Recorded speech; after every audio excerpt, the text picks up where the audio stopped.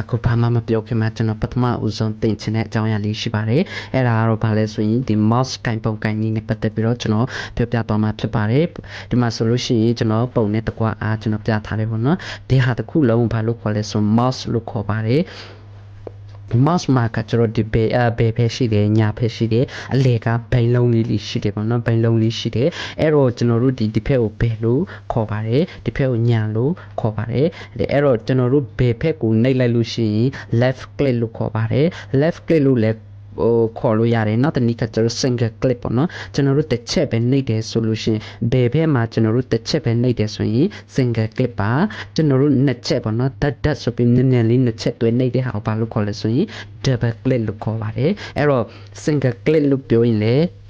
click ခိုင်းတယ်ဆိုရင်လည်း single တစ်ချက်ပဲနှိပ်ပြီးဖို့လိုတယ် double click လို့ပြောလိုက်ရင်နှစ်ချက်ဆိုတဲ့ဟာမျိုးကိုယ့်အကူသိထားဖို့လိုတယ်ပေါ့နော်ဒါဒီ mouse ကိုင်တဲ့ခါမှာအရင်တတိထားရမယ့်ဟာဖြစ်တယ်ဘယ်နဲ့ညာနဲ့ကိုယ်ပြပြသိဖို့လိုပါတယ်ပြီးလို့ရှိရင်ဒီဘက်မှာညာဘက်ပေါ့နော်ညာဘက်ကကျွန်တော်တို့အင်္ဂလိပ်လိုကကျွန်တော်right click လို့ခေါ်တယ်ပေါ့နော်သူ့နှိပ်လိုက်လို့ရှိရင်တိထားတဲ့ box တစ်ခုထွက်လာလိမ့်မယ်sub ပေါ်လို့ပြောမလဲထပ်မံရွေးချယ်လို့ရတဲ့စာတွေကိုသူကပေးထားမယ်ပေါ့အဲ့ဒါကိုနှိပ်တယ်ဆိုရင် right click လို့ခေါ်ပါတယ်ဒီအလေကဘိန်းလုံးကိုဘာလို့ခေါ်လဲဆိုရင် wheel လို့ခေါ်ပါတယ်သူ့ကိုဘာလို့ဖို့လဲဆိုရင်အပေါ်အောက်ကိုကျွန်တော်တို့စာတွေကိုအပေါ်ဖက်တူချစ်ချင်တာတို့အောက်ဖက်တူချစ်ချင်တာတို့ကျွန်တော်တို့ဟိုဖက်ဒီစာအပေါ်အောက်ရွှေ့ချင်တဲ့နေရာမှာအထူးသဖြင့်အဲ့ဒီနေရာမှာသုံးတယ်ပေါ့နော်အဲ့ဒါကိုလည်းကျွန်တော်တို့သိထားဖို့လိုပါတယ်အချို့ဆိုရင်ခုနပြောသလိုမျိုးပဲဒီ file လေးကျွန်တော်ဖွင့်ပြမယ်ပေါ့နော်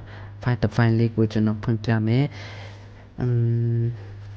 ဒီ file လေးကိုကျွန်တော်ဖွင့်ပြမယ်ပေါ့နော်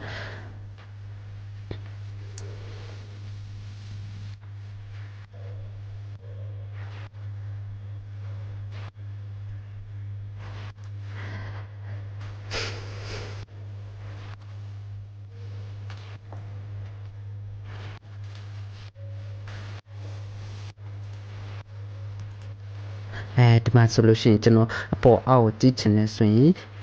အပေါ်အောက်ကိုကျွန်တော်ကြည့်ချင်တယ်ဆိုဒီအတုံးနဲ့တွားရွှေ့လို့ရတယ်ပေါ့နော်ဒီဖက်အတုံးနဲ့ရွှေ့လိုက်လို့ရှိရင်ကြာတာဖြစ်တဲ့အတွက်ကျွန်တော်ဘာလုပ်လို့ရလဲဆိုရင်အလေကဘိန်းလုံးကိုကျွန်တော်ဖိပြီးဆွဲလိုက်ရင်ဒီလိုအလွယ်တကူတွားလို့ရတယ်ပေါ့နော်ဥပမာဆိုရင်ကျွန်တော်ဘိန်းလုံးကိုအပေါ်နောက်ဖက်ဆုပ်ပြီးဆွဲလိုက်ရင်ဒီလိုမျိုးတက်သွားမယ်ပေါ့နော်ကျွန်တော်တွန်းလိုက်လို့ရှိရင်ဒီလိုမျိုးတက်သွားမယ်ပေါ့နော်အဲ့တော့ကျွန်တော်တို့ဒါကိုသုံးစရာမလိုဘဲနဲ့ဒီဘေးကအတုံးလေးကိုကျွန်တော်အပေါ်အောက်ဖိစရာမလိုဘဲနဲ့ဒီဘိန်းလုံးနဲ့ကျွန်တော်တို့ယူသုံးလို့ရတယ်ဆိုတဲ့ဟာမျိုးကိုကျွန်တော်ပြောပြချင်တာပါ